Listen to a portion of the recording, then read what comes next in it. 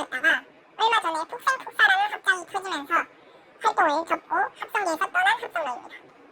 그런데 현재 댓글창을 보면 그를 향한 비판과 비난이 쇄도하고 있습니다.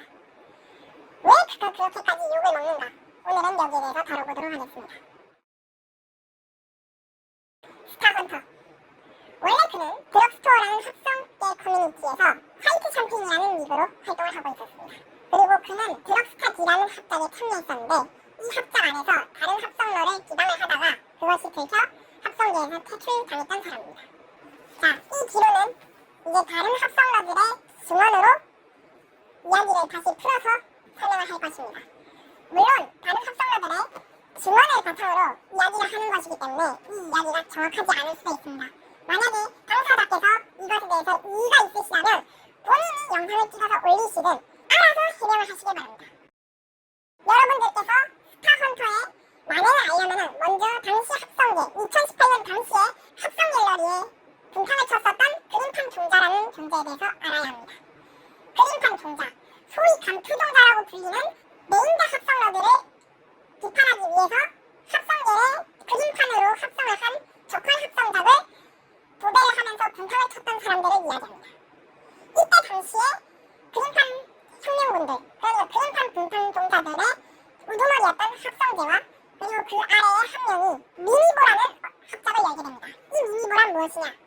언디들기였는데요. 이 언디들기 그냥 보자면은 단순히 디들기를 저컬로 만들려는 게 아니냐라는 생각이 들겠지만은 이 언디들기라는 합작은 알고 보면은 어마필리가 그림판 종자들을 깠듯이 언디들기는 바로 감투 종자를 까는 합작이었습니다. 그리고 이 합작에 다른 합성러를 참여시키기 위해서 여러 사람들이 들어왔습니다.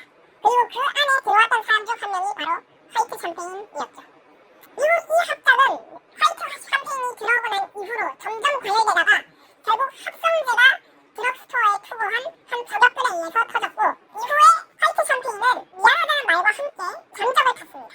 그리고 이후에 합성제 씨는 자기가 저격했던 그 합성러한테 사과를 하면서 일단 사건은 일단락되었으나 합성제 씨는 이제 여기에 추리에 따르면 당시에 딥스를 까는 분위기가 조장이 되었고 그런 상황을 조장시킨 사람 중 한 명이 화이트 샴페인, 즉 스타헌터라는 추리를 했습니다.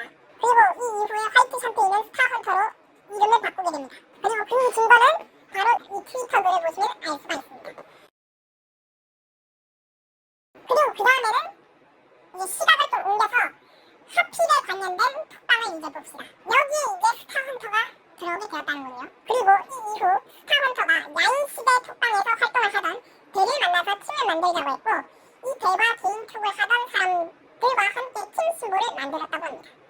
그리고 이 이후에 자신이 판 100의 사방에서 스타헌터가 글쓰 선동을 시작했다고 합니다.